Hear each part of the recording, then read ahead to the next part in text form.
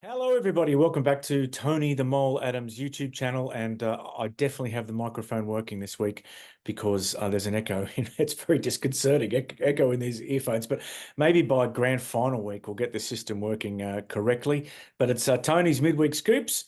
And it does feel like I'm talking to an auditorium, but I'm just talking to Tony. Hello, Tony. How are you?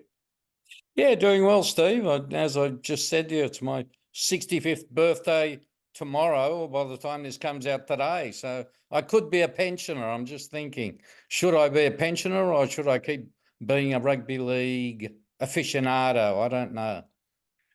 Put in the comments your thoughts. Put any comments on here on YouTube. It's Tony's midweek scoops. It is between rounds 3 and 4 in the NRL. I think it's between rounds 5 and 6 in Super League, but we're not going to. I don't know if we've got a Super League item this week in the column. The first item though is about a guy who everyone loves to talk about, and they think that we just write about him because he gets engagement, but it actually there were just great stories around this guy, Latrell Mitchell, and you had a chat to Larry Corowa about him. Yeah, and a lot of the stuff about Latrell Mitchell, people get accused of racist overtones of white people commenting on an Indigenous player. So I thought I'd go to one of the most famous Indigenous players of all time, as in Larry Corowa, and just get his thoughts on Latrell. And it was pretty interesting. I'll read you the quotes. He says Latrell doesn't do himself any favors. He needs to concentrate on being the class player he is and do everything to win for the team. He needs to let his football do the talking, stop looking at the big screen, stop intimidating. So he's basically telling Latrell to be more of a team player, which I think a lot of South fans would agree with. And ditto Cody Walker. They both started the season a little bit below par. Well, Cody a lot below his best. And it's one of the main reasons South's are Norton 3, and massive game for them against the Bulldogs this weekend because, pardon the pun, but if they lose to the Dogs really will be barking at Norton 4.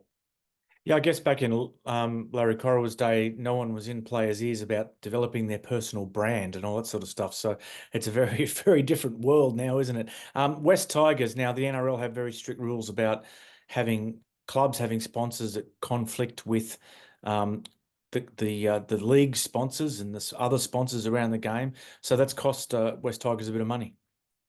Yeah, that's right. What happened is the Tigers put in their jersey for the season, as every club does around Christmas, and a courier company was the sleeve sponsor. They were paying about 300,000 for that, which is probably average for a bit of a struggling club. And they ended up pulling out because there was another courier company involved with the Tigers. So a donut company, Frankie and Co. And I can tell you their donuts are very good.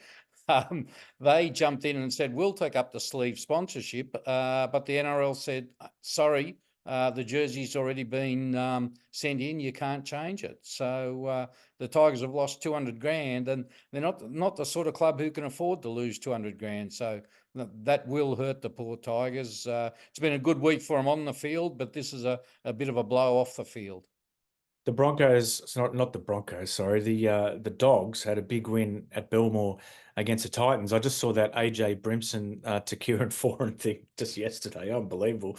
I just didn't get a sniff after that. Unbelievable that. But Liam Knight had a rather kind of what's the word, ostentatious hairstyle. So what's the story behind that haircut? Well, I thought you'd like the analogy I used. Being a rock reporter, I called it a Billy Idol hairstyle. Would you think that was close to Yeah. the mark?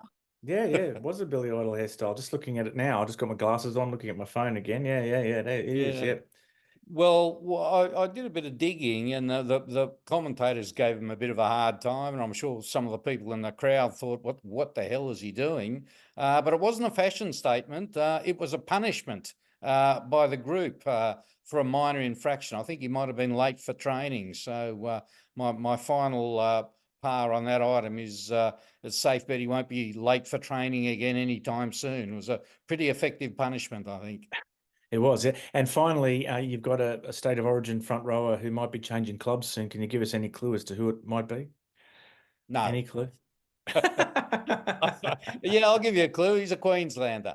Okay. And he looks like he's going to be going to one of the one of the Queensland clubs. He plays south of the border at the moment.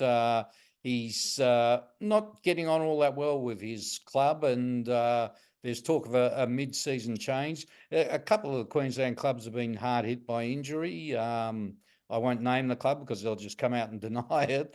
But they're talking to him, and it's just a question of whether they can come to some sort of arrangement. But if they do, I think he'll be on the move sometime in the next few weeks. Tony, it's been a pleasure as always. Hopefully next week it won't sound like I'm addressing the school assembly. You can't believe what I can hear in my earphones. It's like I'm talking to a massive empty hall. Anyway, Tony, don't forget to like and subscribe. I almost forgot to say that. And we'll see everyone next week. Sounds good.